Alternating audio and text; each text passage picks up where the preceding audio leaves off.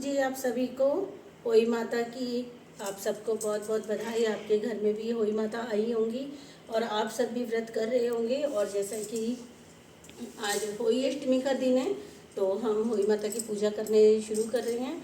और मैं आपको विधि भी बता देती हूँ इसकी क्या है। ये है होई माता जो कि हम कच्चे मिट्टी का घड़ा लेते हैं और आजकल थोड़ा स्टील का धातु का भी चल पड़ा है, तो मैं एक मिट्टी का ले लेती हूँ और एक स्टील का ले लेती हूँ। ये है होई माता की फ़ोटो और ये है मेरी शो माता और ये है श्री गणेश जी। एक चौकी पे हमने लाल कपड़ा बिछाया है और कुछ अनाज के नीचे ढेरी लगा करके माता की तस्वीर को हमने विराजमान किया है। और जो कि मेरी दिवाली तक रहती है, यहीं पे ये होई माता मेरी दिवाली तक रहेंगी। और एक जल की भरी जाती है और एक होई ऊपर फल फ्रूट की और कुछ खाने पीने का सामान जैसे खील पताशे और सिंघाड़े, केला और मूली के पत्ते वाली मूली। और हमारे यहाँ पे केला और सिंघाड़े होई माता को जरूर चढ़ाया जाता है प्रसाद में। जैसे बने की थाली निकाली है, मेरा सारा बायना है इसके अंदर। अभी मेरा थोड़ा सा और सामान है जो मैं रखूँगी इसमें। और ये कपड़े हैं जो बड़े बुजुर्गों को दिए जाते हैं। पीली हल्दी लेनी है आपने, हल्दी को गीला करके सातिया कर लेना है अपने दोनों बर्तनों के ऊपर। और होई माता को भी तिलक करना है और शो माता को भी तिलक करना है। हमारी जो ये शो माता होती है इसमें ये तीनों बहनें विराजमान होती हैं, गौ माता, शो माता और बीच में होई माता। इसमें ये तीनों ही देवियाँ विराजमान होती हैं और ये तीनों बहनें हैं जिसको लेकर के ये व्रत कथा बनाई गई है। और चलिए हम जल्दी से अपनी कथा कर लेते हैं। जो कि मैं देखो, वैसे तो मुझे याद है लेकिन कुछ कुछ होता है कि जब हमें लाइन छूट जाती है, तो जब आप अच्छे से इस कथा को सुन सकें और आप पालन कर सकें इस व्रत कथा का, तो मैं इसमें से ही आपको सुनाऊंगी। कार्तिक वदी की जो अष्टमी आती है उस पे हम होई माता का व्रत करते हैं।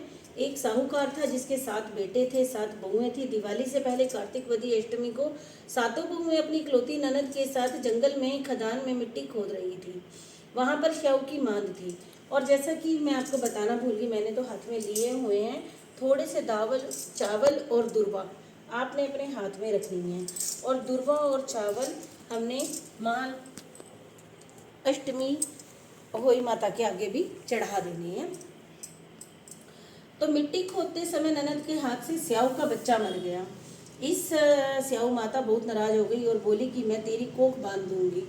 तब ननद अपनी सातों भाभियों से बोली कि तुम में से कोई मेरे अपनी कोख बंधवा लो, क्योंकि उसको ससुराल वापस जाना था।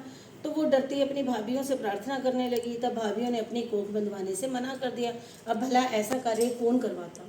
कोई नहीं चाहता कि उसके घर संतान ना हो। माँ होई अष्टमी आप सबके घर सबकी झोली भरने वाली है, सबको संतान सुख देने वाली है माता रानी, तो कोई नहीं चाहती थी। तो सातों भाभियों ने मना कर दिया।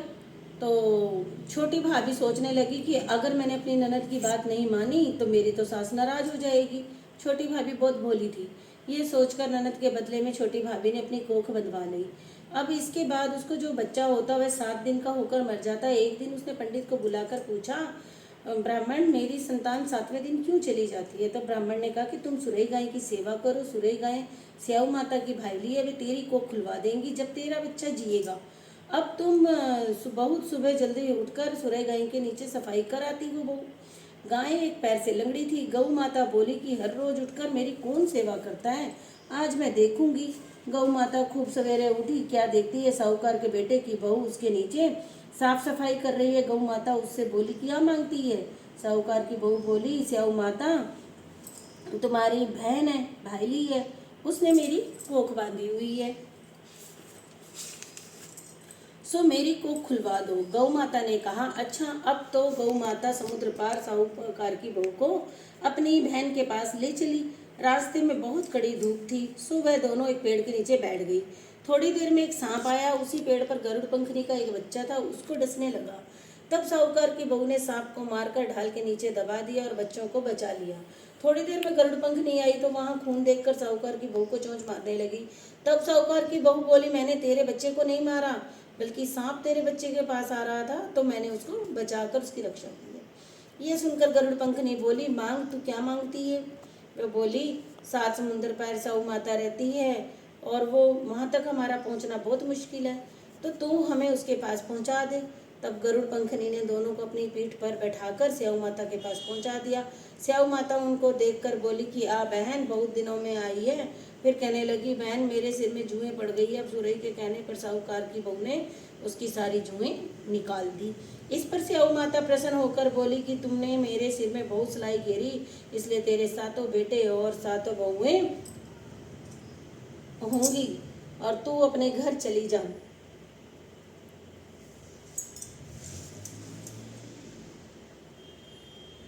स्याऊ माता सिलाई घेरी है, इसलिए तेरे 7 बेटे और 7 बहुएं होंगी। मैं बोली, मेरे तो एक बेटा भी नहीं है, 7-8 कहाँ से होंगे? स्याऊ माता बोली, वचन दिया है, वचन से फिरूं तो धोबी के कुंड पर कंकरी हो जाऊं। तब साहूकार की बहू बोली, ना माँ, मेरी तो कोख तुम्हारे पास ही तो बंद पड़ी है। ये सुन स्याऊ माता तो हैरान हो गई, बोली, तूने तो मुझे ठग लिया। मैं तेरी कोख तो कभी भी ना खोलती, और पर तूने मुझे मेरी सेवा करके और मेरे से ये आशीर्वाद लेके मुझे ठग लिया। जा, तेरे घर तू जा, तुझे 7 बेटे 7 बहुएं मिलेंगी, तू जाकर उजमन करना, हाँ, 7 ओही बनाकर 7 कढ़ाई करना। वह लौटकर घर आई तो वहाँ देखा कि 7 बेटे 7 बहुएं बैठी हैं। वो खुश हो गई। उसने 7 वही बनाई, 7 उजमन किए, 7 कढ़ाई करी। शाम के समय जेठानियाँ आपस में खुसुर फुसुर करती हुई कहने लगी, अरे जल्दी जल्दी धोख कर लो, कहीं छोटे बच्चों को याद करके रोने ना लगे। थोड़ी देर में उन्होंने अपने बच्चों से कहा, अपनी चाची के घर जाकर देखा हो कि आज वह अभी तक रोई क्यों नहीं। बच्चों ने कहा कि चाची तो कुछ कुछ मान रही हैं, बहुत हलवा पूड़ी बन रहे हैं, खूब उजमन हो रहे हैं चाची के घर तो। ये सुनते ही जेठानियाँ दौड़ पड़ी, भाग कर देखा, अरे कहने लगी, तेरी कोख कैसे खुल गई और ये कैसे सब करने लगी तू? वह बोली, तुमने तो कोख बंधवाई नहीं थी, सो मैंने कोख बंधवा ली थी। अब स्याऊ माता ने कृपा करके मेरी कोख खोल दी है। स्याऊ माता, जिस प्रकार उस साहूकार की बहू की कोख खोली, उसी प्रकार हम सबकी कोख पर अपनी दया बनाए रखना, हमारे बच्चों पर सुख शांति देना। हे गौ माता, हे स्याऊ माता, हे अष्टमी माँ, हे होई माँ, सदा कृपा करना। जय हो होई माता, जय हो गौ माता। इस दिन मिट्टी में हाथ नहीं डालना चाहिए, बचना चाहिए कोई भी मिट्टी कंकर का काम करने से, जिससे कि आपके हाथ से कोई छोटा जीव कीटाणु की हत्या ना हो सके, इसलिए। और अपने इन चावल के दानों को और इस दूब को अपनी चुनरी में बांध लीजिए, ताकि इससे हम जब शाम को तारों को देख करके अर्घ देंगे तो ये हम खोल के अर्घ दे देंगे। और ये जो जल की लुटियाँ हैं, अभी इससे हम सूरज को जल देंगे। और सूरज को जल देते टाइम हमने क्या बोलना होता है? चांद सूरज को अर्घ दूं, जीव मेरा भाई भरतार, मेरा कुंबा नू बधे, ज्यों कीड़ी की नाल। जैसे कीड़ियाँ बढ़ती चली जाती हैं, हे होई माता, मेरे घर परिवार को इसी तरह उन्नति देना और बढ़ावा देना। जय हो होई माता, जय हो, जय। और इसी जल से हमने अपने बायने को मिनस लेना है, इसके ऊपर चारों तरफ पानी फेर लेना है। जय। और ये अपना बायना अपने बड़ों को पैरों को हाथ लगा के उनसे आशीर्वाद लेते हुए उनको दे देना है। जय हो, जय हो होई माता। और यदि आपको मेरी कथा बहुत अच्छी लगी हो, ब्लॉग पसंद आया हो, तो लाइक कमेंट कीजिएगा और शेयर कीजिएगा। धन्यवाद।